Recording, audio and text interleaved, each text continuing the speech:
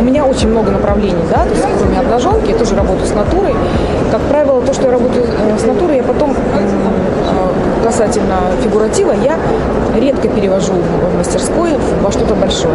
А на пленэре, конечно, ты работаешь с малым форматом, а потом... Je pose la question, comment en fait Laïma elle, fait une balance entre les plein air et les œuvres d'atelier. Elle dit que c'est absolument nécessaire pour elle aussi, parce que le plein air nourrit, il donne des impulsions qui sont nécessaires et on ne peut pas tous les digérer en plein air. Il faut absolument travailler, terminer sur cette grande toile d'atelier qui devient une toile de synthèse. То есть это уже синтез происходит. Ну да, потому что там, получается, ты можешь усилить образ, ты можешь его энергетически зарядить даже больше. Это как вот этот пример, наверное, да? Ну вот это вот выживерение. Сколько у нас там времени?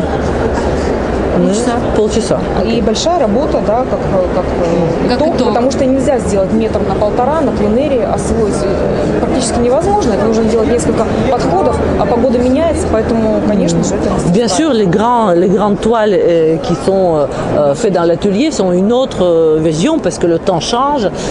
И что касается того, что время меняется, как раз в начале, когда мы начинали этот первый конкурс метр на метр, очень многие профессиональные художники на нас страшно ругались. И что это такое? Это невозможно закончить столько, вот это вот нужно, это вот на маленьком. Вот, я тем, кто со мной ругался, говорю, ну, слушайте, вам не нравится, не хотите, не приезжайте, какие проблемы? Вот, это в некотором смысле этот пленэр, это все-таки игра, это действие, это то, что позволяет нам привлечь вновь к фигуративным художникам внимание публики, потому что мастера могут в этот вот сложный как бы процесс написать большую работу за 3 дня с изменением освещения, с изменением. Все мы знаем, что через 2 часа свет изменится, естественно, но вот как в течение 3 дней, когда вы работаете все-таки на пленэре, как вот эту вот часть...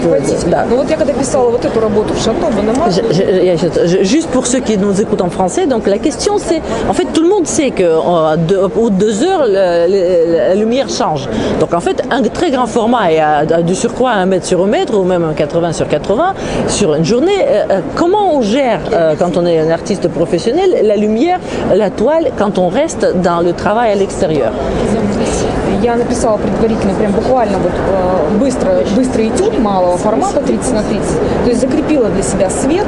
Ah, c'est très intéressant. Voilà, Laïma, elle dit, mais moi, pour cette grande toile, j'ai fait une petite toile 30 sur 30, très très vite, pour garder la lumière, pour capter les ombres, tout. Это работа метр на метр, и мы ее должны были писать 3 дня. On avait 3 jours pour cette toile. Donc évidemment, le matin, la chapelle est éclairée d'un côté, le soir est de l'autre.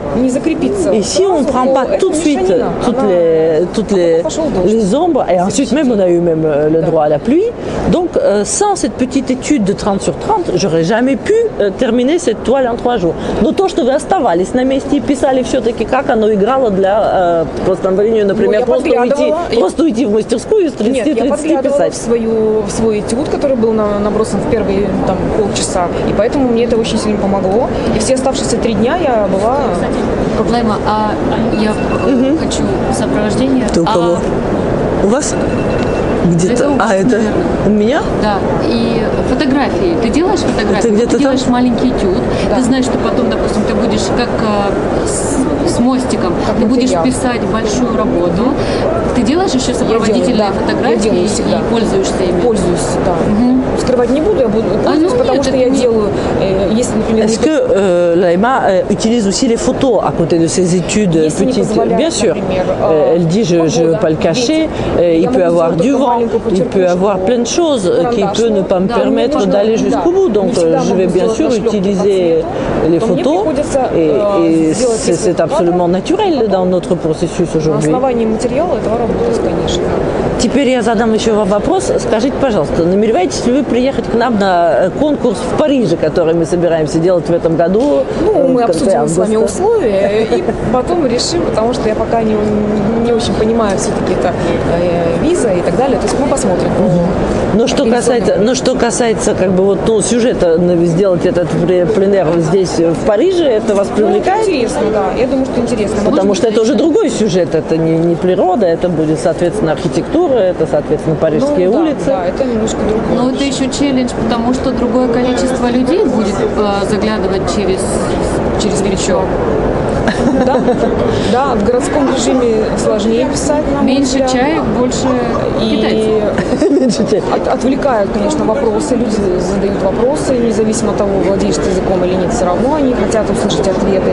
И это очень сильно сбивает. Поэтому я, в принципе, даже на наших пленерах не уединялась, и меня всегда искали.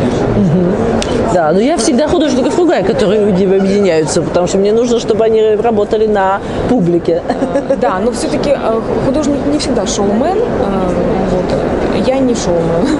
Мне сложно. Я люблю тишину.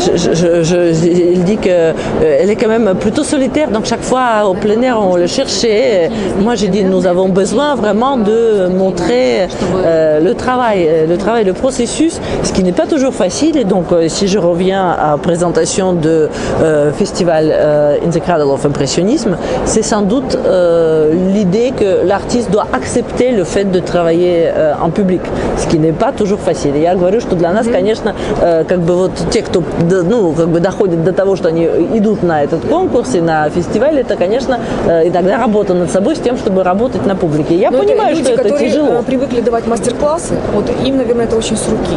А поскольку я не даю мастер-классы, поэтому мне немножко сложнее. То есть там же нужно много проговаривать. То есть если люди спрашивают, они хотят услышать развернутый ответ. C'est sans doute plus facile pour les gens qui ont l'habitude de donner des masterclass publiques. Et Laïma, elle dit, moi, j'ai pas l'habitude, je le cherche pas, donc c'est toujours pour moi un peu plus compliqué.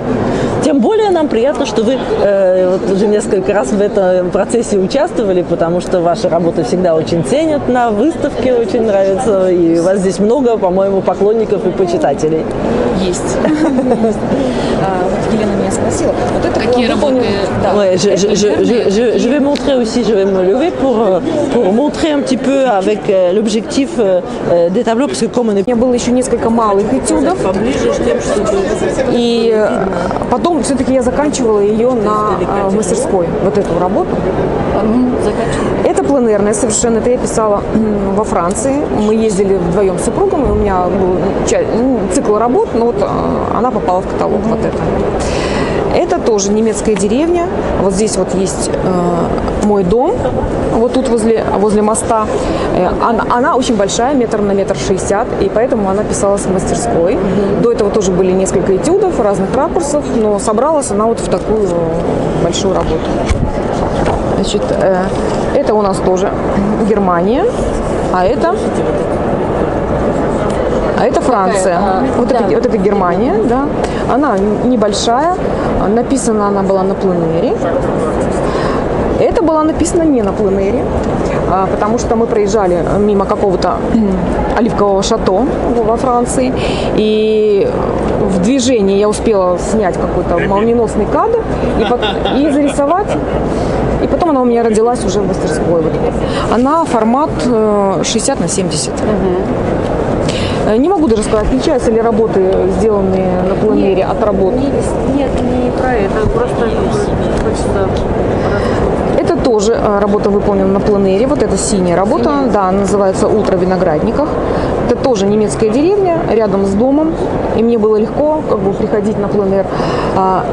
Эта работа тоже пленэрная, она достаточно быстрая, потому что это был декабрь, и мне было достаточно холодно. Это тоже Германия. Я представляю. Вот. Эта работа не пленэрная, это студийная работа по впечатлениям. У меня были малые работы подобных композиций. И потом мне захотелось сделать что-то большое. Она вот по-моему, на 1,60 м. Да, и достаточно эффектная была работа. Она в коллекции уже? Да, это в коллекции. Она такая маленькая. Это работа дома, в мастерской. Тоже просто общее впечатление о межсезонье.